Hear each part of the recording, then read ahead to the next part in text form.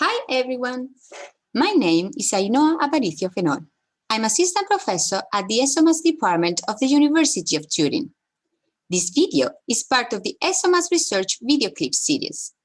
Today, I'm going to give you a brief review of my health-related research.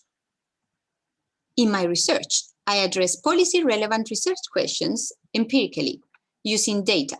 I can classify my research topics in 5 areas: health, migration, languages, family, and labor. I'm going to start talking today about my health-related projects.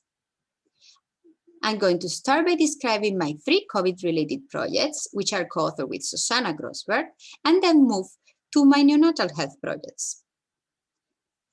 In the first COVID paper, we estimated a huge gap in COVID deaths between the US and the EU. COVID-related deaths are much higher in the US. This gap is explained to a great extent by the fact that European governments implemented stricter social distance measures, and they did it faster. In our second COVID project, we found out that countries where intergenerational coresidence is more prevalent, that is, where young individuals live longer at their parents' home, have a higher incidence of COVID deaths. This can be explained if working-age individuals who are more exposed to COVID infect the more fragile elderly because of coresidence.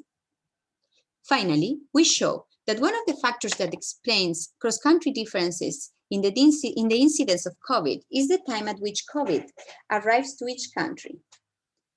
Countries where COVID starts later benefit from learning from countries where COVID starts earlier. Still in the health economics field, 2 of my papers, which are joint with Libertad González and Judith Valcastelló, deal with babies' health.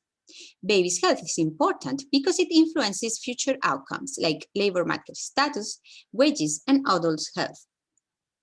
In the first paper, we show that babies' health improves during recessions.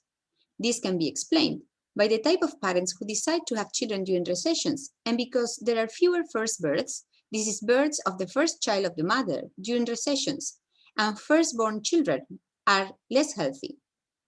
Babies' health is also negatively affected by political instability. In particular, the stress caused to pregnant mothers during military coups significantly reduces babies' birth weight. We proved this in the context of the 1981 military coup perpetrated in Spain. I was in my mommy's belly during the coup. If I hadn't been negatively affected by the coup, I would have been the new Albert Einstein. This is all for now. Thank you very much for your attention. Please visit my webpage or send me an email for updates on my current and future working papers.